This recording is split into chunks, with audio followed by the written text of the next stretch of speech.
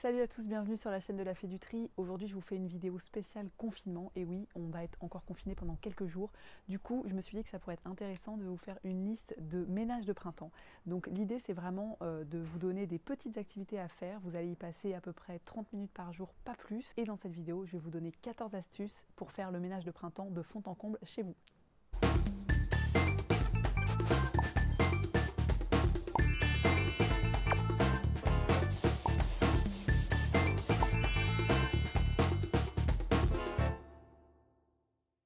Jour numéro 1, vous allez laver vos vitres. Alors pour ça, c'est hyper simple. Soit vous avez déjà du lave-glace et vous pouvez l'utiliser, soit vous avez du vinaigre blanc que vous allez mélanger avec de l'eau et vous pouvez même utiliser un journal, papier journal pour faire les vitres. C'est très efficace.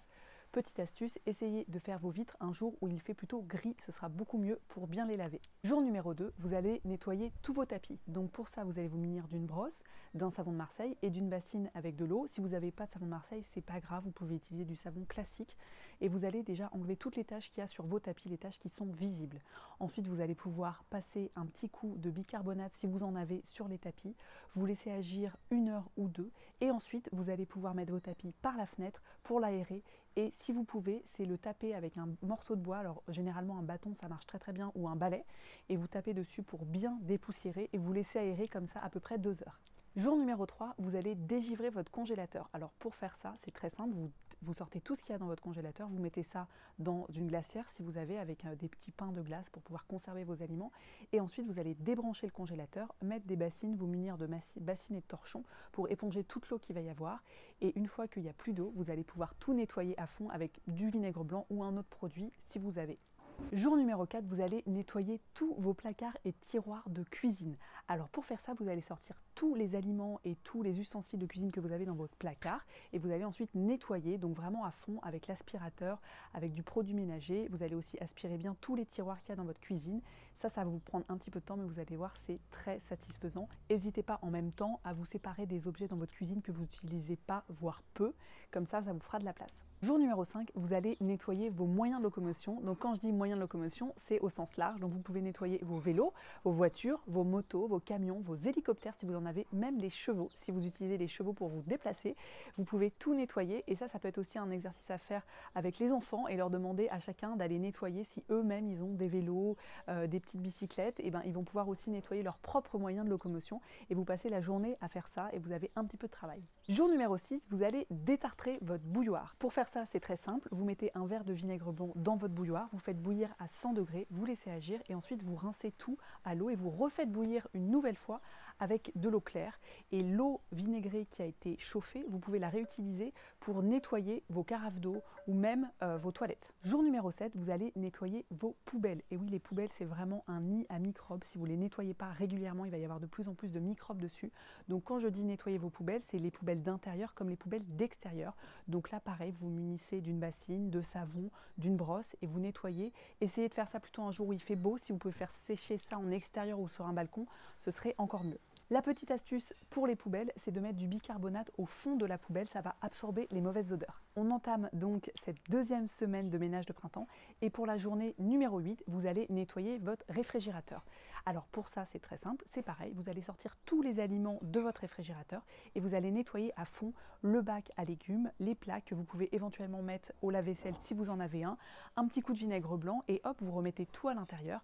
La petite astuce, c'est de mettre un demi-citron coupé avec, si vous avez des petits clous de girofle, dans le citron pour pouvoir désodoriser. Jour numéro 9, vous allez nettoyer tout ce qui est électronique, vos ordinateurs, vos tablettes et vos téléphones. Pour ça, c'est très simple, vous allez tout éteindre. Vous prenez une petite lavette microfibre que vous allez asperger de vinaigre blanc très légèrement et ensuite vous allez pouvoir nettoyer tous vos écrans et vos claviers grâce à ça. Les claviers en général se salissent énormément avec les traces de nos doigts ainsi que les souris. Donc là, vous pouvez vraiment nettoyer tout ce que vous avez comme appareil électronique chez vous. Jour numéro 10, vous allez nettoyer vos brosses et vos pinceaux de maquillage. Très important, on oublie souvent de le faire et donc ça va être le moment idéal pour le faire. Donc pour ça, c'est très simple, vous sortez toutes vos brosses à cheveux et vos pinceaux, vous munissez d'un savon, vous brossez, donc vous frottez les pinceaux sur directement le savon, vous nettoyez à l'eau et quand l'eau devient transparente, vous laissez sécher. Ensuite, vous pouvez utiliser un spray désinfectant que vous allez pouvoir asperger sur le pinceau directement pour pouvoir le sécher à l'air libre et le désinfecter un petit peu des bactéries qu'il pourrait y avoir à l'intérieur. Jour numéro 11, vous allez nettoyer vos matelas. Alors pour faire ça, c'est très simple. Vous allez enlever tous les draps qu'il y a sur les lits et vous allez éventuellement les mettre à la machine, comme ça ce sera fait. Et les matelas, vous les laissez s'aérer. Ce que vous pouvez faire, c'est de mettre du bicarbonate sur le matelas. Ça va vraiment le désinfecter. Donc recto verso. Donc vous mettez du bicarbonate et vous laissez agir à peu près 1 heure. Et de l'autre côté, vous faites la même chose. Ensuite, vous aspirez à l'aide d'un aspirateur.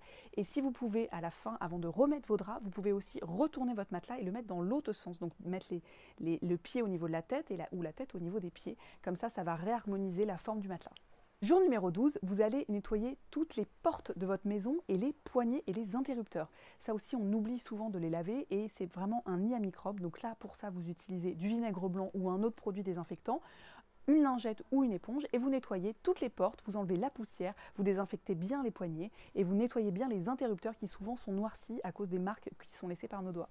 Jour numéro 13, vous allez laver vos rideaux. Alors pour ça, vous décrochez tous vos rideaux. Vous les lavez soit à la main, soit à la machine sur un programme spécial pour les voilages. Faites attention à ne pas les abîmer, mais c'est vraiment très important parce que c'est souvent des nids à poussière et on ne s'en rend pas forcément compte. Une fois que vous avez lavé, vous pouvez les réaccrocher pour les faire sécher. Donc ça va être pratique pour les faire sécher. Vous avez juste besoin de les raccrocher sur la tringle, ça séchera très bien. Et si vous avez un petit spray désinfectant, n'hésitez pas à asperger un petit peu les rideaux pour leur donner une bonne odeur.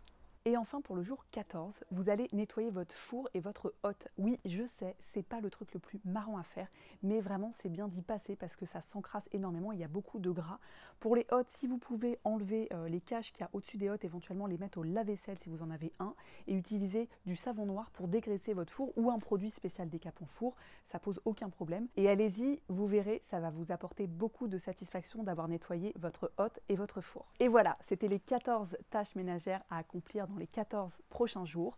N'hésitez pas à laisser des commentaires juste en dessous si vous avez d'autres idées et je vous mets le lien aussi dans la vidéo, dans la description pour télécharger le document PDF. Ce sera peut-être plus simple pour vous. Vous pouvez l'imprimer et cocher les petites cases une fois que vous avez fait le ménage dans certaines zones.